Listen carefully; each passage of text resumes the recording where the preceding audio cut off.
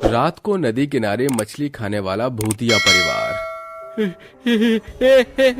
कौन कौन हो तुम लोग? जाओ यहाँ से, ये मेरी मछलियाँ हैं।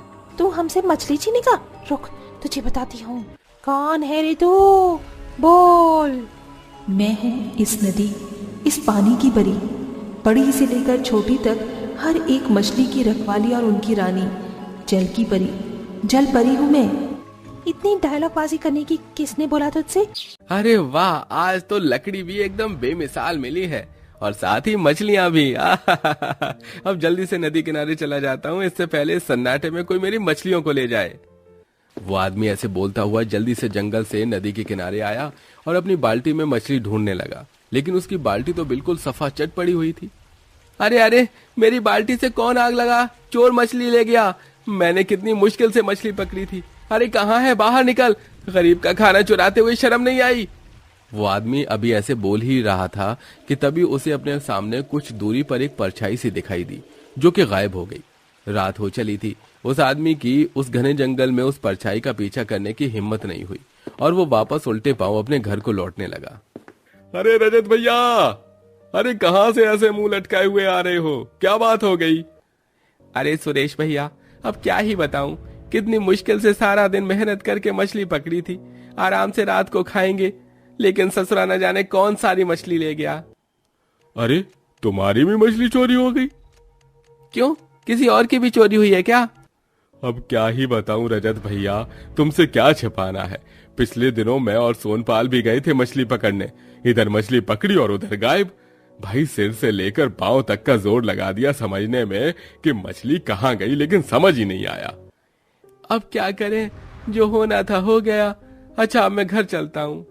वो आदमी कंधे पर कांटा और लकड़ियां लिए हाथ में खाली मछली की बाल्टी लटकाए घर को लौट आया। उसके भी समझ में नहीं आया था कि आखिर उसकी पकड़ी हुई मछलियां गई कहाँ थीं। वहीं नदी के किनारे पर कुछ ऐसा हाल हो रहा था। सुनिए जी, इतनी मछलियाँ खा ली, लेकिन अब भी ये पेट है कि मानता ही नहीं है। तो मेरी चुड़ैल रानी, किसने बोला तू 8-10 मछली खाकर रह जा? पास में ही तालाब है, कितनी मछली भरी पड़ी है, उसके अंदर चल, तुझे कोई मोटी और ताजी सी मछली खिलाकर लाती हूँ। जा ही रहे हो तो 1-2 मछली मेरे लिए भी ले आना। ओए, बेकार की बातें मत कर। अगर खानी है तो सभी आओ तालाब पर, आज दिल भर कर मछली खाएंगे। सुजाता के बोलने पर सभी मछली खाने को तालाब पर आ गए। रात काफी हो चुकी थी। ऐसे में रात के सन्नाटे में भूतों चुड़ैलों का परिवार तालाब पर बैठकर तालाब में अपनी बाजू लंबी कर करके मछलियां पकड़ रहा था और उन्हें खा रहा था। क्या रसीली मछली है भाई, खाकर मजा ही आ गया। अरे प्रवेश, जरा मछली को बीच से फाड़ कर खा, मजा ही आ जाएगा। पलेश की बात सुनकर सभी भूत चुड़ैल बड़ी ही बेरहमी से उन मछलियों को फाड़ फाड़ कर खाने लगे और फिर जब उनका पेट भर गया तो वो वहीं पेड़ों पर लटक कर सो गए। लगातार ऐसे ही सिलसिला जारी था। गांव से जो कोई भी नदी किनारे मछली पकड़ने आता, वही भूतिया परिवार छिपकर उनकी मछलियां खा लेता और अगर कोई गलती से भी उन्हें देख लेता तो वो दहशत से ही उसकी जान ले लिया करते थे। अब तो काफी मछलियां हो गई। अरे हैं, मेरी मछलियां कहाँ गई? तेरी मछली तो मैंने खा ली। वैसे कुछ भी कहो तो मछली पकड़ने में बहुत अच्छा है, तभी तो सारी रसीली और मोटी मछलियाँ पकड़ी तूने। अब जल्दी से मुझे और मछली पकड़ कर दे। चुड़ैल, चुड़ैल जाने दे मुझे चुड़ैल। अरे ऐसी कैसे जाने दे, तूने हमें एक से एक ताजी मछली खिलाई है। ले, अपना इनाम तो लेता जा। सुजाता ने ऐसे बोलकर उस बेचारे आदमी की गर्दन पर झपट्टा मार दिया। सुरेश बेचारा कुछ नहीं कर पाया और भूत चुड़ैल उसकी लाश को वहीं छोड़कर मछली पकड़ने का कांटा उससे छीनकर गायब हो गई। अगले दिन गांव वालों को सुरेश की लाश के ऊपर मक्खियां भिनभिनाती हुई दिखाई दी। हे भगवान, हे परमात्मा, ये तूने क्या किया? मेरे अच्छे खासे सुहाग को मुझसे छीन लिया क्या? अब मैं क्या करूंगी? इनके बिना भी इस दुनिया में कैसे रहूंगी मैं? वो औरत ऐसे ही अपने सुहाग की लाश के आगे खूब रोई। अरे ये गर्दन के निशान देखकर तो लगता है कि किसी भयानक जानवर ने भाई पर हमला किया था। लेकिन अगर कोई जंगली जानवर इन्हें मारता तो वो तो सुरेश भाई की हड्डियां भी नहीं छोड़ता। यहाँ तो बस इन्हें मारा गया है। चलो भाइयों, इस जंगल के पास से गांव में चलो। हो सकता है कि कोई चोर लुटेरे यहाँ रहते हों और ये काम उनका हो। अगर जान प्यारी है ना तो फिर गाँव में ही आ जाओ, कभी हम भी इस बेवक्त मौत का शिकार हो जाए। सभी गांव वाले सुरेश का शव नदी किनारे से उठा लाए और उसका अंतिम संस्कार किया। अब गांव वालों ने नदी के उस किनारे जाना छोड़ दिया था। उन्हें डर हो चुका था कि वहां कोई खतरनाक चोर या डाकू है। वहीं नदी के किनारे रहने वाला पूरा भूतिया परिवार दिल खोलकर वहां से मछलियां पकड़ पकड़ कर खा रहा था। अभी रानी सा को बताकर आती हूँ। आज तो इन हैवानों ने हद ही कर डाली, एक मासूम सी जान ले ली। चलो मादा मछलियों। सभी मछलियां नदी की गहराइयों में बने हुए रानी मछली जलपरी के महल की तरफ को चल पड़ी। वहीं दूसरी तरफ भूले भटके एक मछुआरा वहां नदी किनारे आ गया और अपना जाल डालकर वहीं लेट गया। अब जब तक इस जाल में मछलियां फंसती हैं तब तक एक छोटी सी झपकी ले लेता हूँ। बड़ी नींद आ रही है। मछुआरा ऐसे बोलकर लेट गया और फिर उसने अपनी आंखें बंद कर ली। जैसे ही उसकी हल्की सी आंख लगी, बस तभी पेड़ से पूरा भूतिया परिवार उतर आया और चुड़ैल अपने दांतों से जाल को काटने लगी। माँ, जल्दी से इस जाल को निकालो ना, देखो कितनी सारी मच्छी फंसी है। हाँ मेरे राजा, निकाल तो रही है तेरी माँ, बस जरा सा सब्र रख। सुजाता ने तहलका को समझा दिया। सक्षमा ने अपने दांतों से पूरा जाल काट डाला और उसे काटने के बाद वो खुशी से चिल्लाई, अरे वाह, कितनी मच्छी ही मच्छी, अब तो दिल भर कर खाएंगे। सक्षमा की आवाज से सोए हुए मछुआरे की नींद खुल गई और वो चुड़ैल के परिवार को देखकर बोला, कौन कौन हो तुम लोग? जाओ यहाँ से, ये मेरी मछलियाँ हैं। तू हमसे मछली छीनी का? रुक, तुझे बताती हूँ। सक्षमा ने मछुआरे को मारने के लिए अपने पैने नाखून निकाल लिए। वो बस उसे बीच से फाड़ने ही वाली थी कि तभी पानी से एक रोशनी प्रकट हुई और एक बहुत ही सुंदर जलपरी बाहर आई। उस जलपरी के सिर पर ताज था, हाथ में छड़ी और साथ ही वो बहुत ज्यादा सुंदर भी थी। उसे देखकर चुड़ैल ठहर गई और उस रानी जलपरी से बोली, कौन है रे तू? बोल। मैं हूँ इस नदी, इस पानी की परी, बड़ी से लेकर छोटी तक हर एक मछली की रखवाली और उनकी रानी, जल की परी, जल परी हूँ मैं। इतनी डायलॉगबाजी करने की किसने बोला तुझसे? तू जो भी है, लेकिन तू मेरे और मेरे शिकार के बीच आई तो अब तो नहीं बचेगी। चुड़ैल ऐसे बोलकर जलपरी के ऊपर झपटी, लेकिन जलपरी ने उसे अपनी छड़ी आगे करके रोक दिया। शैतान, तुम सभी को क्या लगा कि मैं तुम्हारी हरकतों से अनजान हूँ? मैं हर एक हरकत और तुम्हारे पापों से अच्छे से वाकिफ हूँ कि तुम किस तरह मेरी मछली प्रजा के दुश्मन बने हुए हो।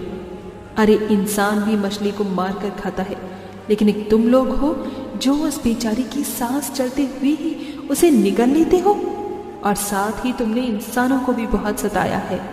लेकिन अब ये सब मैं और बर्दाश्त नहीं करूंगी। आज तुम्हारा अंत निश्चित है, अपने खात्मे के लिए तैयार हो जाओ। तो नाजुक सी जल की परी हमारा वध करेगी?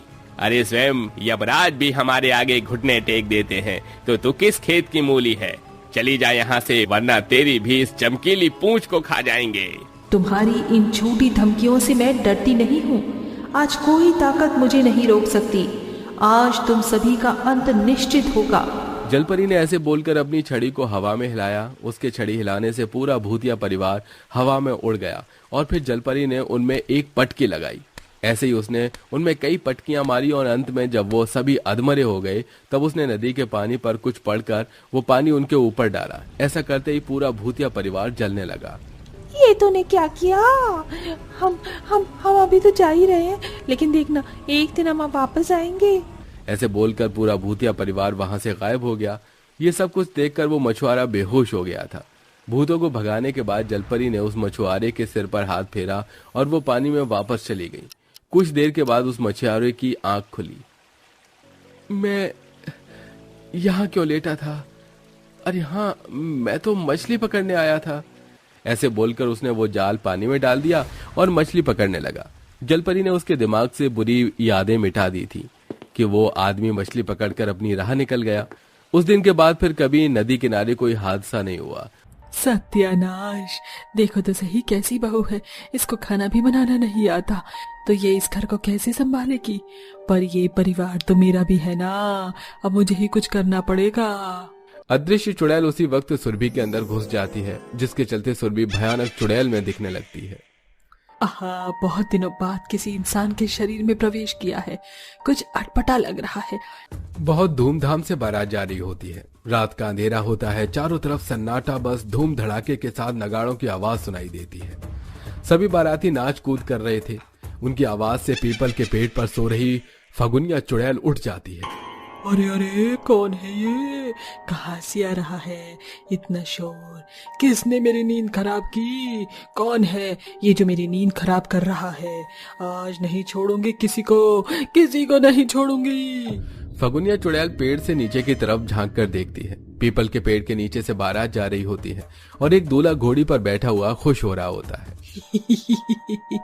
अच्छा, तो बारात जा रही है। लगता है किसी की शादी होने वाली है। मुझे भी शादी करनी है। मुझे भी दूल्हे के साथ घोड़ी पर बैठना है। फगुनिया चुड़ैल ऐसा बोलते हुए अदृश्य होकर दूल्हे के साथ घोड़ी पर बैठ जाती है। घोड़ी एकदम से उछलती है और शांत हो जाती है। अरे अरे अरे, क्या हो गया? अभी मैं गिर जाता। अरे चिंता मत कर भाई, तुझे गिरने नहीं देंगे, संभाल लेंगे। फगुनिया चुड़ैल जो कि अदृश्य थी, किसी को दिखाई नहीं दे रही थी। वो दूल्हे के साथ पीछे घोड़ी पर बैठ जाती है और सबको देखने लगती है। इधर बारात कुछ देर में दुल्हन के घर पहुंच जाती है, जहां विक्रम अपनी दुल्हन सुरभि के साथ 7 फेरे ले रहा होता है। फगुनिया चुड़ैल भी अदृश्य रूप से फेरों के साथ विक्रम से शादी कर लेती है। अब विक्रम की शादी न तो केवल उसकी दुल्हन से हुई थी, बल्कि एक चुड़ैल से भी हो गई थी। मेरी तो शादी हो गई, अब मैं भी दुल्हन बन गई हूँ। मुझे भी लाल जोड़ा पहनना चाहिए। इतना कहते ही फगुनिया चुड़ैल चुटकी बजाती है। वो अपने भूतिया कपड़ों का भेष बदल कर लाल जोड़े में बिल्कुल दुल्हन की तरह दिखने लगती है, लेकिन वो किसी को दिखाई नहीं देती। बारात के साथ विक्रम दुल्हन को घर ले आता है। साथ में फगुनिया चुड़ैल भी होती है। देखो तो सही, मेरी सास आरती की थाली लेकर खड़ी है मेरे लिए। आज तो मेरा गृह प्रवेश होगा। दरवाजे पर विक्रम सुरभि के साथ खड़ा होता है, जहां हेमलता उनका गृह प्रवेश करती है। दूधो नहाओ पूतो भलो, बहू आज से तुम इस घर की जिम्मेदारी को उठा लेना और इस घर को अपना ही समझना। आखिरकार मेरा सपना पूरा हो गया अपनी बहू को देखने का। बहुत लाड प्यार से हेमलता सुरभि को घर के अंदर ले आती है। पहला दिन बहुत अच्छा जाता है। अगले दिन जब सवेरा होता है, हेमलता सुरभि को रसोई में लेकर आती है। बहू, ये हमारी रसोई है। आज तुम्हारी पहली रसोई की रस्म है, तो तुम कुछ बढ़िया बढ़िया पकवान बनाना। देखते हैं तुम्हारे हाथों का जायका कैसा है। हमें भी तो पता चलना चाहिए कि हमारी बहू को क्या क्या बनाना आता है। हेमलता ऐसा कहकर चली जाती है। सुरभि रसोई में खुद से कहती है, हे भगवान, ये क्या, अब तो मैं फंस गई। मुझे तो कुछ बनाना ही नहीं आता। अब क्या होगा, कैसे बनाऊंगी खाना? आइडिया, माँ को फोन करती हूँ। सुरभि अपना फोन उठाती है और अपनी माँ को फोन करने लगती है, लेकिन उसकी माँ फोन ही नहीं उठाती। माँ तो फोन ही नहीं उठा रही। लगता है शादी के चलते बहुत ज्यादा थक गई होंगी, इसीलिए आराम कर रही होंगी। लेकिन अब मैं यहाँ क्या करूँ? मुझे तो सब्जियाँ काटनी भी नहीं आती। सुरभि उल्टी सीधी सब्जियां काटती है और चूल्हे पर बनाने की कोशिश करती है। चूल्हे में इतना धुआं निकलता है कि उसे सब्जी बनाने में बहुत मुश्किल होती है। रसोई के कोने में खड़ी अदृश्य फगुनिया चुड़ैल ये सब देख रही होती है। सत्यानाश, देखो तो सही कैसी बहू है। इसको खाना भी बनाना नहीं आता, तो ये इस घर को कैसे संभालेगी? पर ये परिवार तो मेरा भी है ना, अब मुझे ही कुछ करना पड़ेगा। अदृश्य चुड़ैल उसी वक्त सुरभि के अंदर घुस जाती है, जिसके चलते सुरभि भयानक चुड़ैल में दिखने लगती है। आहा, बहुत दिनों बाद किसी इंसान के शरीर में प्रवेश किया है। कुछ अटपटा लग रहा है, लेकिन मैं सर्वगुण संपन्न संस्कारी बहू हूँ। अपने ससुराल वालों को तो चुटकी बजाकर खुश कर दूंगी। फगुनिया चुड़ैल ऐसा कहकर तुरंत ही चुटकी बजाकर चूल्हे की आग को जलाती है। उसके मुंह से ज्वालामुखी निकलती है, जो सीधा चूल्हे में जाती है और चूल्हे की आग जलने लगती है। वो झटपट खाना बना लेती है। आजकल की लड़कियों को तो पता नहीं क्या हो गया है, बस फोन और टीवी दिखवा लो। लखन तो कुछ आते ही नहीं। मैं भी तो सर्वगुण संपन्न संस्कारी बहू हूँ। कैसे झपट कर सबके लिए खाना बना दिया अपनी पहली रसोई में। अब मुझे इसके शरीर को छोड़ देना चाहिए। फगुनिया चुड़ैल अदृश्य रूप में उसके शरीर से बाहर आ जाती है और वहीं पास में खड़ी हो जाती है। अरे ये क्या, अजीब सा झटका लगा। और ये सारा खाना कब बना? जो भी हो, खाने की खुशबू तो बहुत स्वादिष्ट आ रही है। तुम जैसी बहू हो तो घर का सत्यानाश ही हो जाए। अरे लगा जैसे यहाँ पर कोई है। किसी ने कुछ कहा क्या? आसपास तो कोई दिखाई ही नहीं दे रहा। फिर ये आवाज कहाँ से आई? कहीं मेरे कान तो नहीं बज रहे? ओहो, अब मुझे समझ में आया। खाना बनाते बनाते जरूर मेरी आंख लग गई होगी और मुझे पता ही नहीं चला होगा। सुरभि ऐसा अपने आप से कहने के बाद खाना परोस कर बाहर लाती है और सभी को परोसती है। अरे वाह, क्या स्वाद है। इतना स्वादिष्ट खाना तो अभी तक मैंने कभी नहीं खाया। आखिर बीवी किसकी है? आपके बेटे की पसंद ही इतनी हटके है। अदृश्य फगुनिया चुड़ैल ये सब देखकर गुस्से में आ जाती है। अच्छा तो ये बात है, काम मेरा और तारीफ इस काम चोर की जिसे एक काम भी नहीं आता। आज से मैं इसकी कोई मदद नहीं करूंगी। अदृश्य फगुनिया चुड़ैल वहां से गायब होकर घर के पेड़ के ऊपर बैठ जाती है। जब शाम के खाने की बारी आती है तो सुरभि से बेकार खाना बनता है और सब उसकी बुराई करते हैं। बड़ी अजीब बात है, सुबह तो मैंने इतना सारा बढ़िया बढ़िया खाना बनाया और अब रात को खाना बर्बाद हो गया। वैसे भी मुझे खाना बनाना ही कहाँ आता है। रसोई की शक्ल तो मैंने कभी जिंदगी में देखी नहीं थी। सुरभि अपने आप से ये कहकर आराम करने लगती है। ऐसे ही अब रोजाना चलने लगता है और उसके बेकार खाने की वजह से उसे बातें सुननी पड़ती हैं। एक दिन गुस्से में वो अपना सामान पैक करती है और घर से चली जाती है। अरे बहुत हुआ, मुझसे ये रसोई संभालना नहीं हो पा रहा है। कुछ दिन अपने घर जाकर माँ से सीख कर आऊंगी, उसके बाद ही संभालूंगी अपने ससुराल को। सुरभि बहाना लगाकर अपने मायके चली जाती है। उसके जाते ही चुड़ैल सुरभि के वेश में आकर घर में प्रवेश करती है और सबको दिखाई भी देती है। बहू, तुम तो मायके जा रही थी। मैंने सोचा अपने ससुराल की जिम्मेदारी छोड़कर मैं मायके कैसे चली जाऊं, इसीलिए मैंने जाना कैंसिल ही कर दिया। ये लो ना जी, मैं आपके लिए चाय बना कर लाई हूँ। फगुनिया चुड़ैल के हाथ की स्वादिष्ट चाय पीकर हेमलता का दिल खुश हो जाता है। वाह बहू, कमाल कर दिया। ये तो बहुत स्वादिष्ट चाय है। बस ऐसे ही रोजाना अच्छा अच्छा खाना चाय बनाया करो, फिर कोई तुम्हें डांटेगा नहीं। आज के बाद कोई भी नहीं डांटेगा माँ जी, ये मेरा वादा है। अब रोजाना फगुनिया चुड़ैल सुरभि के भेष में वहां रहकर सभी के लिए रसोई में बड़े बड़े पकवान बनाती है और सबका दिल जीत लेती है। एक दिन सुरभि अपने मायके से वापस आ जाती है। उसे घर पर कोई दिखाई नहीं देता, लेकिन रसोई से आवाज आती हुई वो सुन लेती है। लगता है माँ जी रसोई में कुछ बना रही हैं। देखती हूँ क्या बना रही हैं माँ जी। सुरभि रसोई में जाती है तो वहाँ चुड़ैल खाना बना रही होती है। चुड़ैल को रसोई में देखकर सुरभि के हाथ पैर कांपने लगते हैं। हे भगवान, चुड़ैल मेरे ससुराल में कहाँ से आ गई? माँ जी और विक्रम जी कहाँ गए? सुरभि वहां से चुपचाप चली जाती है और एक तांत्रिक बाबा को बुला लेती है। तांत्रिक बाबा घर के बाहर बैठकर यज्ञ शुरू कर देते हैं। सुरभि सामग्री लेने जाती है। इस वक्त घर पर विक्रम और हेमलता भी आ जाते हैं। फगुनिया चुड़ैल सुरभि के रूप में उन्हें खाना परोसती है। आप लोग आ गए। मैंने आप लोगों के लिए भरवा भिंडी, मिस्सी रोटी और रायता बनाया है, चलिए बैठकर खाइए। बहू, तुम्हारे हाथ के खाने को खाकर तो अब मेरा मन करता है कि मोहल्ले की दावत रख ही दूं। रख दो माँ जी, 1 से 1.25 लाख लोगों का खाना भी मैं आराम से बना लूंगी। तभी अचानक इतना बोलते ही फगुनिया चुड़ैल को अंदर से तड़प होने लगती है, जैसे उसे दर्द हो रहा होता है। देखते ही देखते वो सुरभि के भेष से अपने असली चुड़ैल के रूप में आ जाती है। चुड़ैल को देखते ही हेमलता और विक्रम डर जाते हैं। चुड़ैल, चुड़ैल! हे भगवान, चुड़ैल हमारे घर में कहाँ से आ गई? अरे विक्रम, तो किसको शादी करके घर पर लेकर आया है? सुरभि तभी घर के अंदर तांत्रिक बाबा के साथ आती है। ओम ह्रीं क्लीं चामुंडाय विचे नमः। ओम ह्रीं क्लीं चामुंडाय विचे नमः। बोल चुड़ैल, तू इस घर में क्या कर रही है? शादी करके आई हूँ, पति है ये मेरा ससुराल है। मैं अपने ससुराल में ही तो रहूंगी। तुम क्यों मुझे तकलीफ दे रहे हो यहाँ रहते हुए? इस लड़के की शादी इस लड़की से हुई है, तुझसे नहीं। तुझे ये घर छोड़कर जाना पड़ेगा। अबे तांत्रिक, ये मेरा घर है। अपने ससुराल की जिम्मेदारी मैं संभाल लूंगी और रसोई भी। तुम मुझे यहाँ से नहीं भगा सकते। लगता है तू सीधे स्वभाव से नहीं जाएगी। ओम भट्ट भट्ट स्वाहा, ओम भट्ट भट्ट स्वाहा। ऐसे बोलते हुए तांत्रिक अपनी आहुति फगुनिया चुड़ैल के ऊपर फेंकता है, जिससे फगुनिया चुड़ैल वहां से हमेशा हमेशा के लिए चली जाती है। मुझे माफ कर दीजिए, मुझे अपना घर को छोड़कर नहीं जाना चाहिए था। कोई बात नहीं बहू, तो उल्टा सीधा जैसा भी खाना बनाएगी हम चुपचाप खा लेंगे, लेकिन चुड़ैल के हाथों का स्वादिष्ट खाना हमें नहीं खाना। आज से तू ही हमारी बहू है और तू ही इस घर में रहेगी। सुरभि सुनकर हंसने लगती है। अरे माँ जी, मैं खाना बनाना सीख कर आई हूँ। अब मैं बहुत अच्छा खाना बनाती हूँ, आपको परेशान होने की जरूरत नहीं है। इस तरह सुरभि आकर अपने ससुराल को संभाल लेती है और ससुराल वालों को चुड़ैल से छुटकारा मिल जाता है और सभी खुशी खुशी रहने लगते हैं। सजना है मुझे सजना के लिए, जरा उलझी लटे सवार। लूं, इससे अंग का रंग निखार लूं के सजना है मुझे सजना के लिए। अरे अरे क्या देख रहे हो, अगला नंबर आपका ही है। आ रही हूँ आपकी रसोई में खाना पकाने, गर्मा गर्म चाय पिलाने। कैसी लगी फगुनिया की ये बिंदास कहानी, कमेंट करके बताओ।